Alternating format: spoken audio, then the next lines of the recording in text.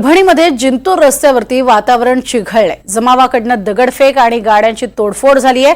काल एका माथे फिरून बाबासाहेब पुतळा परिसरामध्ये ठेवलेल्या संविधानाचा अवमान केल्याचे पडसाद जिल्हाभरात उमटतायत। आरोपी पोलिसांच्या ताब्यात आहे, त्याला फाशीची शिक्षा देण्यात यावी अशी मागणीही करण्यात येते। तर आज परभणी बंदची हाक सुद्धा देण्यात आलेली होती। आंबेडकरी अनुयायांनी ही हाक दिलेली होती आणि त्यानंतर आपण बघतोय या परिसरामध्ये जमाव जो आहे तो आक्रमक झालेला आहे। जिंतूर रस्त्यावरती हे वातावरण असं चिघळलेलं पाहायला मिळतंय। काही दुकानांची सुद्धा तोडफोड होतीये, जमावाकडनं दगडफेक झाली आहे, गाड्यांचीही तोडफोड झाली आहे। एका माथे फिरून बाबासाहेब पुतळा परिसरात ठेवलेल्या संविधानाचा अवमान केला होता आणि त्यानंतर हे पडसाद संपूर्ण परभणीमध्ये उमटायला सुरुवात झाली। आरोपी आता पोलिसांच्या ताब्यात आहे। ज्या येणाऱ्या जाणाऱ्या गाड्या आहेत त्यांच्यावरती सुद्धा आपण पाहतोय या संपूर्ण परिसरामधनं या गाड्या जाऊ नयेत अशी मागणी करण्यात येत होती। मात्र तरीही या परिसरातनं काही गाड्या गेलेल्या आहेत आणि त्यानंतर या भागात टायर जाळून अशा पद्धतीनं रस्ता बंद करण्यात आला। परभणी बंदची जी हाक देण्यात आली होती त्याला सुद्धा चांगला प्रतिसाद सुरुवातीला मिळालेला आपण पाहिलेला आहे। संपूर्ण परभणीमध्ये सकाळपासूनच कोणतीही दुकानं उघडली नव्हती। मात्र जमावाकडनं चांगलीच दगडफेक आणि वाहनांची तोडफोड करायला सुद्धा सुरुवात झाली, कारण काही वाहनं या भागातनं जात होती त्यांच्यावरती दगडफेक झालेली आहे। जाळपोळीचे सुद्धा प्रकार आपण बघतोय। रस्ते बंद करण्यासाठी इथे असलेल्या ज्या वायर्स आहेत त्या वायर्स जाळून टाकण्यात आल्या आहेत। परभणीमधली ही थेट दृश्य आपण बघतोय, जिथे काल एक घटना घडली, त्या घटनेचे प्रचंड असे मोठे पडसाद उमटलेले पाहायला मिळतात। एका माथे फिरूच्या एका दुष्कृत्यामुळे हे पडसाद जिल्हाभरात उमटताना पाहायला मिळतात। आता आरोपी जो आहे तो पोलिसांच्या ताब्यात आहे, मात्र त्याला फाशीची शिक्षा द्यावी अशी मागणी एकीकडे जोर धरतीये। कालच उद्याला परभणी बंद असेल असं आवाहन करण्यात आलेलं होतं आणि त्यानुसार आज परभणीमध्ये ठिकठिकाणी आपली दुकानं बंद ठेवून हा बंदमध्ये सर्वांनी सहभाग घेतलेला होता आणि त्यानंतर मात्र आपण बघतोय जमावानं आक्रमक होत दगडफेक केली आहे, वाहनांचीही तोडफोड केलेली आहे, जाळपोळही काही ठिकाणी झाली। अधिक माहिती घेऊया, दिवाकर माने आपल्या सोबत आहेत। दिवाकर, सध्याची तिथली काय स्थिती? पोलीस प्रशासनातर्फे सध्या फायर ब्रिगेड बोलून आग विझवण्याचे काम सुरू आहे आणि पोलिसांतर्फे अश्रुगोळे देखील दागले जात आहेत। तर पोलीस चार्ज देखील होत आहे, लाठीचार्ज नसून फक्त पांगवापांगवी होत आहे आणि मोठ्या प्रमाणात हे आंदोलक करते तिकडून दगडफेक देखील करत आहेत। परिस्थिती नियंत्रणात आणण्यासाठी पोलीस जी काही लागेल ती पूर्ण तयारी करत आहेत। रश्मी, नक्कीच। दिवाकर, आता सध्या नेमकी मागणी काय आहे? या सगळ्या जे कोणी तिथे जमलेले आक्रमक झालेले आंदोलक आहेत त्यांची नेमकी काय मागणी आहे? पोलीस आणि त्यांचा काही संवाद झालेला आहे का? हो, नाही, पोलिसांचा त्यांचा काही संवाद झालेला नाही। आंदोलनकर्त्यांचं फक्त एवढं म्हणणं आहे की जे कोणतेही म्हणजे काल जे पोलीस प्रशासन मला पळावं लागतंय, पोलीस प्रशासनातर्फे फक्त एवढंच सांगण्यात येत आहे की इथे अश्रुधूर फोडत आहेत आणि पोलीस प्रशासनातर्फे हे सांगण्यात येत आहे की जे आंदोलन करते आहेत त्यांचं म्हणणं एवढं आहे की आरोपीला फाशी झाली पाहिजे, बस त्यामुळे हे सगळं चिघळलेलं आहे। रश्मी, नक्कीच। दिवाकर, सगळ्यात महत्वाचं या प्रकरणामध्ये सर्वसामान्य नागरिकांनी सुद्धा उत्स्फूर्त सहभाग घेतलेला दिसला। दुकानं बंद होती सकाळपासून, मग अचानक अशा पद्धतीने दगडफेक का सुरू झाली? दुकानं बंद होती पण पोलीस प्रशासन मला पळावं लागत आहे। दुकानं तर बंद ठेवलेली आहे पण तरीही तोडफोड चालूच आहे। अजूनही परिस्थिती अजून नियंत्रणात नाहीये, लवकरच नियंत्रणात येईल। रश्मी, अगदी। दिवाकर, मात्र तुम्ही सांगताय तुम्हालाही आता पळावं लागतंय, त्या भागामध्ये सध्या जमाव मोठा आक्रमक झालेला असेल। साधारण किती लोकांचा हा जमाव आहे आणि पोलिसांना या सगळ्या संदर्भातली कल्पना होती का? पोलिसांना कल्पना सध्या तरी नव्हती, पण सकाळपासून हे वातावरण चिघळलेलं आहे। कमीत कमी 4 ते 5 हजार आंदोलनकर्ते आहेत आणि पोलीस प्रशासनातर्फे 400 कर्मचारी तैनात केलेले आहेत। अगदी। दिवाकर, काही विशेष पोलीस पथकं मागवण्यात आली होती का? हा सगळा बंद आणि तो चिघळणाऱ्याचा अंदाज पोलिसांना जर आला असेल तर त्यांनी आधीच काही विशेष कुमक मागवून ठेवलेली होती का? नाही, अद्यापही पोलीस प्रशासनातर्फे कुठलेच अतिरिक्त पोलीस मागवलेले नाहीये. जे पोलीस कर्मचारी आहेत शहरातील त्यांनाच नियुक्त केलेलं आहे. रश्मी, दिवाकर, एक विनंती आहे की तुम्ही स्वतः सुरक्षित राहा, तुम्ही सुरक्षित ठिकाणी जा आणि त्यानंतर तुम्ही आम्हाला व्यवस्थित माहिती द्या. मात्र ही दृश्य जी आहेत त्यात आपल्याला स्पष्ट दिसतंय अश्रुधुराचा मारा सुद्धा करण्यात आलेला आहे. जवळपास 4 ते 5 हजाराचा जमाव जो आहे तो जमलेला आहे. आमचे प्रतिनिधी दिवाकर तिथून माहिती देत होते त्यांच्या सांगण्यानुसार. मात्र आता या सगळ्यांना पांगोण्याचं मोठं आव्हान असल्यामुळे अश्रुधुराचा मारा अखेर पोलिसांना करावा लागलेला आहे आणि पोलीस पथकातले एकूण 400 लोक हे तिथे उपस्थित आहेत आणि सुरक्षा रक्षक हे 400 आहेत. मात्र तेवढे पुरेसे नाहीत हे लक्षात घेऊन अश्रुधुराचा मारा सुद्धा करावा लागलेला आहे. मात्र सकाळपासून आपण पाहिलं तर या संपूर्ण परिसरामध्ये दुकानं बंद ठेवण्यात आली होती. मात्र नंतर अचानक जो आरोपी आहे त्याला फाशी द्या अशी मागणी करत इथले जे आंदोलक आहेत ते आक्रमक झालेले पाहायला मिळाले आणि जी वाहनं आहेत अत्यावश्यक सेवेसाठी जाणारी वाहनं आहेत त्यांच्यावरती सुद्धा दगडफेक झाली. आपण अधिक माहिती या संदर्भातली घेतोय. दिवाकर माने आमचे प्रतिनिधी या सगळ्या संदर्भात आपल्याला अपडेट देत आहेत. परभणी जिंतूर या भागामध्ये प्रचंड मोठ्या प्रमाणात जमाव आक्रमक होत पोलिसांच्या अंगावरही धावून आलेला पाहायला मिळालाय. काही ठिकाणी तोडफोड करण्यात आली आहे, गाड्यांची सुद्धा तोडफोड झाली आहे, तर काही दुकानांची सुद्धा तोडफोड करण्यात आली आहे. तर थेट आपण जातोय दिवाकर माने आमचे प्रतिनिधी आपल्या सोबत आहेत. दिवाकर, सध्या आपण बघतोय मोठ्या पद्धतीनं सगळे पोलीस जे आहेत ते इथे जमा आहेत. अश्रुधुराचा कांड्या फोडल्या जात आहेत. काय नेमकी तिथली सध्याची स्थिती? प्रज्ञा, सध्या पोलिसांतर्फे लाठीचार्ज चालू आहे. अश्रुधुराचे गोळे देखील फोडण्यात येत आहे. हे आंदोलनकर्त्यांना नियंत्रण आणण्यासाठी हे सर्व काही चालू आहे. काही पोलीस कर्मचारी या दगडफेकीमध्ये आंदोलनकर्त्यांच्या दिशेने जी काही दगडफेक होत आहे त्याच्यामध्ये पोलीस कर्मचारी देखील काही घटनास्थळी दुखापत झालेली आहे. त्यांना तिथे अँब्युलन्स सुद्धा आता पोहोचलेली आहे. किती वेळ हे सगळं हाय व्होल्टेज ड्रामा चालू राहील किंवा हाय व्होल्टेज आंदोलन चालू राहील हे बघण्याचा भागच आहे. परंतु पोलीस सध्या आंदोलनकर्त्यांना चारी दिशेने घेरतायत. हे जे चौक आहे बाबासाहेब आंबेडकर पुतळा हे चारी दिशांनी येतो आणि चारी दिशाने आंदोलनकर्ते इकडे आंदोलन करतायत. प्रज्ञा, नक्कीच दिवाकर, सगळ्यात महत्त्वाचं म्हणजे आपण बघतोय की पोलीस कुमक जी आहे ती आता वाढवण्यात आलेली असणार आहे. कारण लक्षात आलं असेल की हळूहळू जमाव वाढतोय, त्यानंतर विशेष खबरदारी ही परभणी पोलिसांनी घेतली असेल, त्याबद्दल थोडी माहिती द्याल? हो, विशेष म्हणजे पोलिसांतर्फे सर्व काही जे काही जवळपास मोंढा पोलीस स्टेशन असेल त्याच्यामधनं कर्मचारी आणण्यात आलेला आहे. एकूण 400 पेक्षाही जास्त पोलीस कर्मचारी आहेत आणि ते आता कारवाई करत आहेत. अगदी. दिवाकर, या सगळ्या जमावाचा कोणी प्रमुख आहे का, की सगळा जमाव जो आहे तो उत्स्फूर्त पद्धतीनं अशा पद्धतीनं तोडफोड करतोय? काही कळू शकलेलं आहे का कोणकोणत्या वेगवेगळ्या संस्था यामध्ये सहभागी झालेल्या आहेत?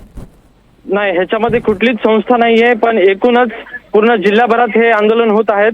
तर वेगवेगळ्या नगरातनं जिथे मोठ्या प्रमाणात आंबेडकरी प्रेमी लोक राहतात तिथनं हे लोक येत आहेत आणि दगडफेक करतायत. जाळपोळ सध्या शहरामध्ये चालू असून सर्व बाजारपेठ बंद देखील आहे आणि त्यामुळे आता पोलिसांना ही स्ट्रिक्ट ऍक्शन घ्यावं लागत आहे. नक्कीच. यात आता सध्या पोलिसांची खूप महत्वाची जबाबदारी असणार आहे, कारण ठिकठिकाणी जाळपोळ झालेली आहे. अनेक ठिकाणी दुकानांची सुद्धा तोडफोड झालेली पाहायला मिळतेय. दुकानांची तोडफोड होण्यामागे काही विशेष कारण आहे का? काही कळू शकले का की इतक्या मोठ्या प्रमाणात जाळपोळ करण्यामागे किंवा दुकानांची तोडफोड का केली जाते? नाही, पोलीस प्रशासन थोड्या वेळा पहिले धैर्य होतं, पण नंतर ह्या जाळपोळीनंतर पोलीस प्रशासन एकदम जागा झालं आहे. त्यांना ऑर्डर्स नव्हते, पण आता ऑर्डर्स आलेले आहेत तेव्हापासून त्यांनी चार्ज करायला सुरुवात केली आहे. जाळपोळ मोठ्या प्रमाणात झालेली असून आता फायर ब्रिगेडनी जाळपोळ बुजवायचं काम चालू आहे.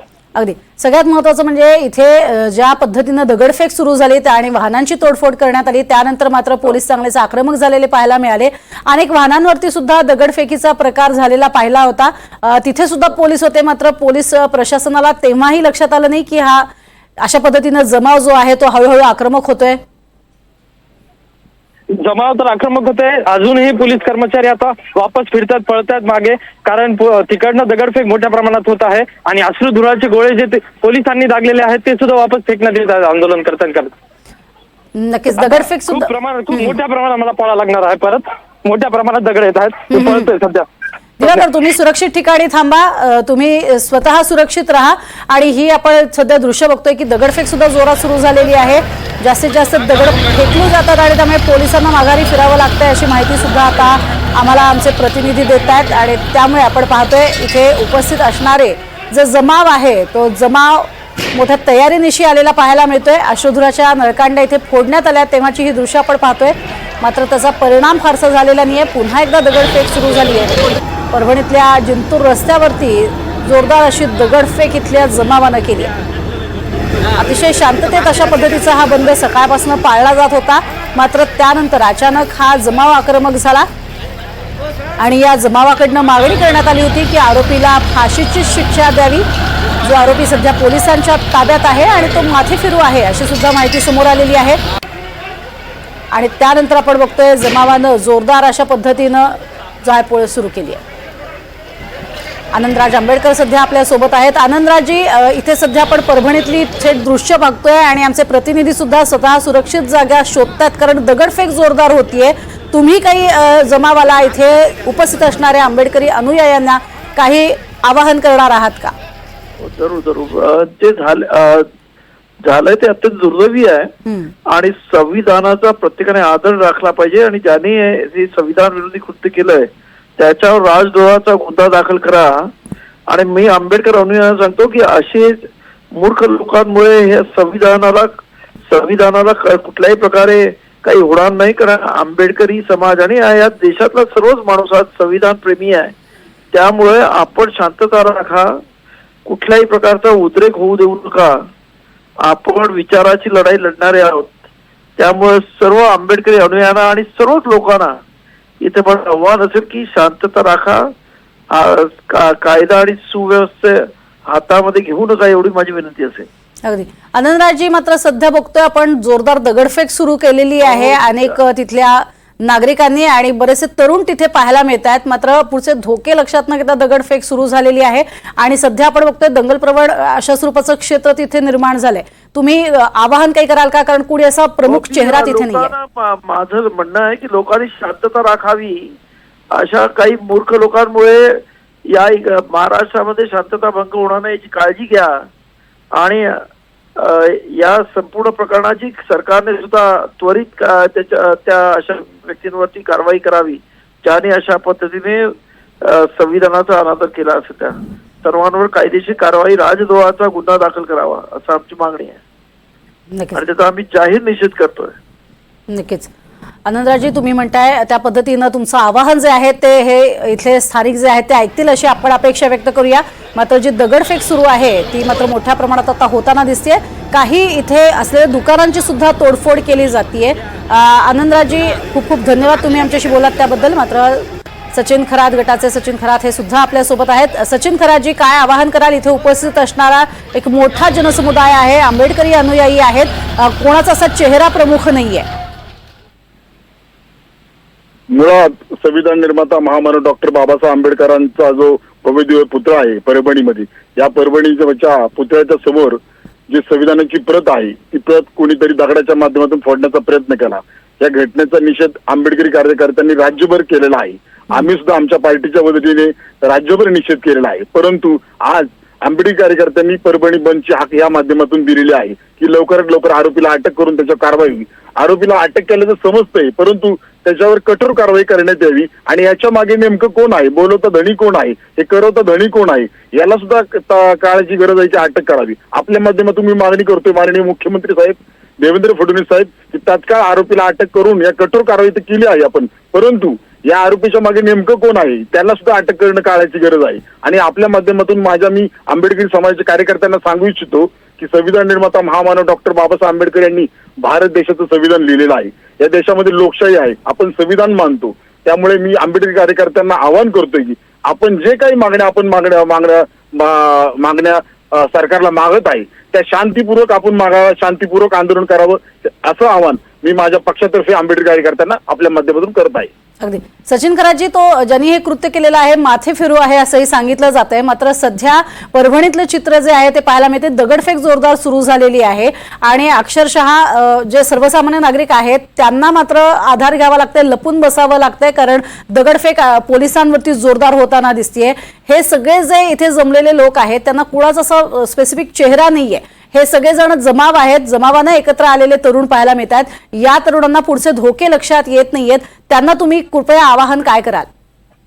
मी आंबेडकरी समाजाच्या कार्यकर्त्यांना आवाहन करतो आहे की नक्कीच बाबासाहेबांच्या संविधानाच्या प्रती जर कोणी फोडल्या असतील ही अत्यंत निंदनीय घटना आहे. परंतु आपल्या भारतामध्ये बाबासाहेबांनीच कायदा लिहिलेला आहे. त्यामुळे आम्ही तर कार्यकर्त्यांना सांगू इच्छितो की आपण ज्या काही मागण्या केलेल्या आहेत त्या शांतपणे मागण्या कराव्या. कोणीही तीव्र आंदोलन करू नये असं आपल्या माध्यमातून मी आवाहन करते. शांततेच्या माध्यमातून त्यांनी आंदोलन करावं. नक्कीच. थोडं थांबवते सचिनजी. परभणीचे खासदार संजय जाधव आपल्या सोबत आहेत. संजयजी, सध्याची तिथली कशी स्थिती आहे? कारण आम्हाला माहिती मिळते त्याप्रमाणे दगडफेक जोरदार सुरू आहे. हा, नमस्कार. मी मॅडम दिल्लीला आहे सेशनमध्ये. बर. पण सध्याची परिस्थिती आटोक्यात आल्यासारखी आहे, कारण मी सगळ्या आंबेडकरी चळवळीतील अनुयायांना या ठिकाणी माझ्या युवा मित्रांना विनंती करणार आहे की घडलेली घटना कालची ही दुर्दैवी आहे, त्याचा निषेध पहिले करतो. परंतु ज्या पद्धतीनं आता जे चालू आहे हे माणुसकीला काळीमा फासणारी घटना आहे असं मी म्हणेन. त्यांच्या भावना तीव्र आहेत हे आम्ही समजू शकतो, परंतु ज्या लोकांचा ह्या घटनेशी काही संबंध नाही त्या लोकांना नाहक ह्या गोष्टीचा त्रास होतोय हे कुठेतरी आपण विचारात घेण्यासारखी गरज आहे. म्हणून मी आंबेडकर चळवळीतील युवक असतील, नेते असतील, आमचे गुरुवर्य भंतेजी असतील, सर्वांना मी या ठिकाणी एक आवाहन करीन, विनंती करीन की बाबा ह्या आता गोष्टीला कुठेतरी पूर्णविराम दिला पाहिजे. जेवढं झालंय तेवढं ठीक आहे, पण आता ह्याच्या पुढे आपण लोकशाही मार्गानं ह्या गोष्टीचा तपास करून ह्याच्या मागे कोणी सूत्रधार आहे का, ह्या मातेपुरूच्या मागे कोणी आणखीन त्याचा बोलीचा धनी कोणी दुसरा आहे का, हे शोधणं हे काळाची गरज आहे. हे म्हणून ह्या लोकांमध्ये असंतोष आहे आणि त्या गोष्टीचा पूर्ण तपास पोलीस प्रशासन करील अशी विनंती मी तुम्हाला समाजाला या ठिकाणी करतो आणि समाजातल्या सर्व घटकांना विनंती करतो की आता हा आंदोलनाचा दिशा आपण जरा शांततेच्या मार्गाने घेतली पाहिजे अशा स्वरूपाचं आवाहन मी या जिल्ह्याचा खासदार म्हणून आपल्या सर्वांना करतो. धन्यवाद. संजयजी, साधारण 4 ते 5 हजार नागरिक इथे जमलेले आहेत ज्यांच्याकडनं हे आंदोलन होत आहे आणि पोलिसांची कुमक तुलनेत कमी आहे. 400 पोलीस सध्या तिथे आहेत. पोलीस प्रशासनाशी तुमचं काही बोलणं झालंय का? मी आयजी साहेबांशी माझं बोलणं झालंय. आयजी साहेब आता एक 10 मिनिटात तिथं पोहोचतायत. SRP पोहोचते आहे, परंतु हे पोलीस प्रशासनाने ही भूमिका रात्रीच घ्यायला हवी होती. 144 रात्री लागू करायला पाहिजे होता, परंतु पोलीस प्रशासनानं किंवा जिल्हाधिकाऱ्यांनी या गोष्टीचं गांभीर्य घेतलं नाही आणि म्हणून हा एवढा मोठा उद्रेक झालाय असं मी या ठिकाणी या निमित्तानं म्हणेन. मात्र आता जे तिथे आहेत त्यांच्यापैकी सगळे जे जमाव जमलेला आहे हे तरुण आहेत जास्त करून मोठ्या प्रमाणात. या तरुणांना अगदी, आणि या तरुणांमध्ये कोणी असा प्रमुख चेहरा यांच्यामध्ये नाहीये. आंदोलनकर्ते जे आहेत ते स्वयंप्रेरणेनं इथं दाखल झालेले पाहायला मिळतात. कोणाच्या माध्यमातून तुम्ही त्यांच्यापर्यंत आवाहन कराल? मी त्या समाजातील सर्व भंते जे आहेत, काही राजकीय क्षेत्रामध्ये काम करणारी मंडळी आहेत, त्या सर्वांना मी माझ्याकडून हात जोडून विनंती करतोय की आपण सगळ्या जणांनी जाऊन त्या ठिकाणी युवकांना आपण समजून सांगावं, कारण शेवटी युवक हा सध्या त्या भावनावश झालेला आहे ह्याच्यामध्ये काही दुमत नाही. परंतु आता थोडा भावनेला आवर घालणं आता ही काळाची गरज आहे आणि आता शांततेच्या मार्गाने बाबासाहेबांनी दिलेल्या संविधानाच्या अधिकारातून आपण काही गोष्टी पुढे आणणं आता काळाची गरज आहे. आपण हातात कायदा घेऊन आपण साध्य काही होणार नाही, परंतु विनाकारण काही लोकांचं मोठ्या प्रमाणात नुकसान झालं आणखीनही होऊ शकते. त्याच्यामध्ये एखादी दुर्घटना घडू नये दुर्दैवानं, म्हणून सगळ्यांनी काळजी घ्यावी. आता युवकांनी विशेषतः बाबासाहेबांनी सांगितलं होतं की बाबा पेनीनं आपण काय करायचं ते करू शकतो, तलवारीनं नाही. त्यामुळे आज पेनीनं काय करायची गरज आहे. त्यामुळे आपण आज हातात कायदा घेऊ नका अशी मी विनम्र विनंती मी सगळ्या युवकांना या ठिकाणी या निमित्तानं करतो. नक्कीच. धन्यवाद संजय जाधव जी आपण केलेल्या या आवाहनाबद्दल आणि विनंतीबद्दल. तर आपलं आवाहन लक्षात घेऊन इथली जी दगडफेक सुरू झालेली आहे, वाहनांची तोडफोड सुरू झालेली आहे, जायफळ थांबेल अशी अपेक्षा व्यक्त करूयात. मात्र सध्या आपण बघतोय हे अनुयायी, आंबेडकरी अनुयायी मोठ्या प्रमाणात आहेत, तरुण मोठ्या संख्येनं जमा झालेले आहेत. अशा सगळ्यांना आवाहन केलं जात आहे. आनंदराज आंबेडकरांनी सुद्धा आवाहन केलेलं आहे.